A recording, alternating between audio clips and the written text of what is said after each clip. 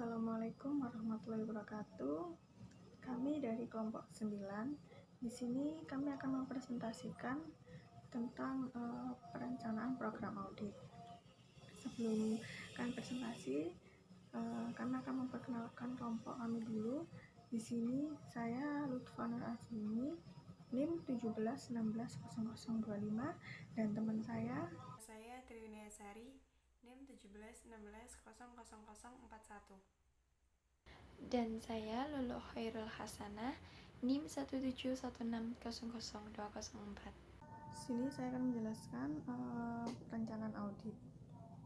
Proses audit internal terdiri dari tahapan perencanaan, pelaksanaan, dan tahapan pelaporan, beserta pemantauan tindak lanjut.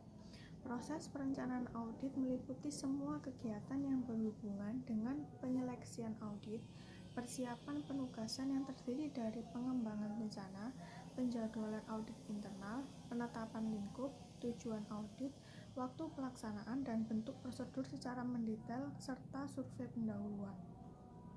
Tujuan utama proses perencanaan audit di sini adalah untuk merancang pendekatan audit yang akan dilaksanakan agar memberikan jaminan bahwa audit dilakukan secara efektif dan efisien. Selanjutnya ada langkah-langkah perencanaan.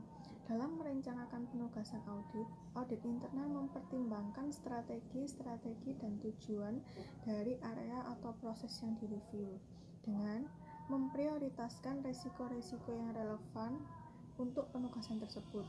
Kedua, menentukan tujuan dan lingkup penugasan. Yang ketiga, mendokumentasikan pendekatan yang digunakan. Langkah-langkah perencanaan penugasan pada umumnya adalah pahami konsep dan tujuan penugasan, kumpulkan informasi untuk memahami audite, lakukan penilaian sementara atas risiko yang relevan, tentukan tujuan penugasan, tentukan lingkup penugasan, alokasikan sumber daya manusia yang tepat keahliannya, dan dokumentasikan rencana audit yang dibuat. Saya akan menjelaskan tentang tahapan perencanaan audit.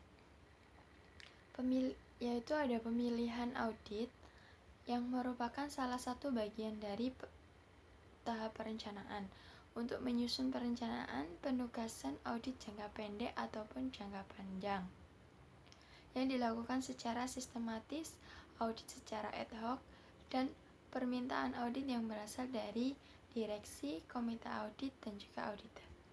Penetapan rencana dan jadwal audit didasarkan pada penyesuaian peringkat auditable unit dengan sumber daya audit yang tersedia.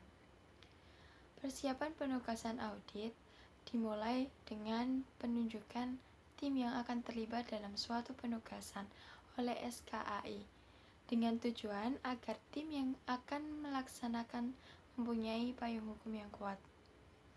Adapun beberapa langkah yang perlu diperhatikan dan dilaksanakan dalam persiapan penugasan. Yang pertama, ada penerbitan surat tugas. Kemudian, koordinasi dengan auditor lain. Yang ketiga, pemberitahuan kepada audit. Yang keempat, ada pengumpulan konfirmasi umum. Kemudian penyusunan rencana penugasan, dan yang terakhir menyiapkan program audit. Kemudian ada survei pendahuluan yang didefinisikan sebagai aktivitas untuk memperoleh gambaran mengenai fungsi yang akan diaudit dengan tujuan untuk mendapatkan pemahaman aktivitas audit, risiko yang ada, dan pengetahuan awal sebelum melakukan pekerjaan lapangan yang terperinci. Adapun tujuan dari survei pendahuluan yang efektif adalah untuk mengidentifikasi area yang berisiko tinggi, memberikan penilaian awal mengenai proses pengendalian internal. Langkah-langkah survei pendahuluan yang pertama yaitu studi awal, kemudian yang kedua ada pertemuan pendahuluan, pengumpulan informasi rinci, dan yang terakhir penilaian risiko. Studi kasus pada KAP Gegen Juhana. Gegen Juhana, seorang CPA, telah menjadi partner yang mengurusi audit PT Merdeka Global. sebuah perusahaan non-publik selama 13 tahun. Untuk tahun-tahun pertama audit, pengendalian internal tidak cukup dan personal akuntansi juga tidak cukup kualifikasi untuk tanggung jawab mereka. Karena upaya dari Gagan terus-menerus, pengendalian internal berkembang secara perlahan dan pegawai yang kompeten dipekerjakan.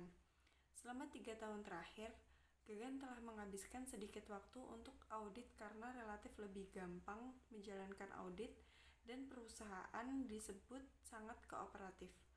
Dalam audit tahun berjalan, Gagan memutuskan bahwa total anggaran waktu untuk kontrak kerja harus dijaga agar sama dengan tahun berjalan.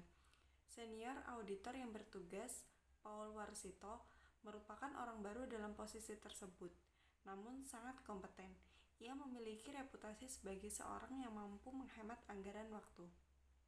Di akhir tahun, Paul ditugaskan untuk bertanggung jawab terhadap persediaan untuk asisten yang juga belum memiliki pengalaman dalam mengaudit sebelumnya, namun merupakan orang yang kompeten dan sangat cepat dalam bekerja.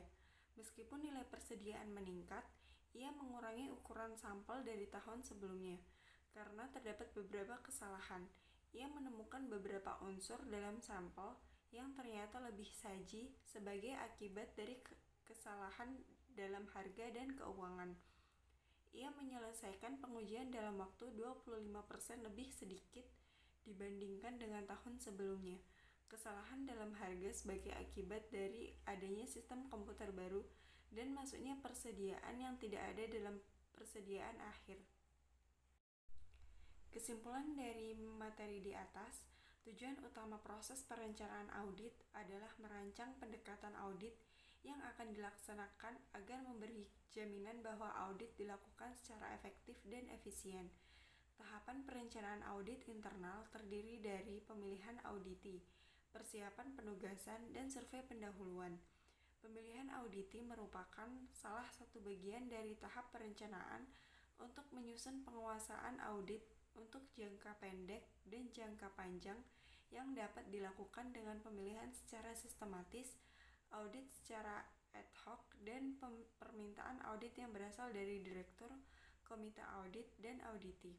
Survei pendahuluan merupakan proses yang bertujuan untuk mendapatkan pemahaman yang mendalam mengenai resiko dari suatu unit yang akan diaudit. Sekian presentasi dari kelompok kami. Semoga bermanfaat untuk kita semua dan mohon maaf apabila ada kesalahan dalam penyampaian. Kami akhiri. Wassalamualaikum warahmatullahi wabarakatuh.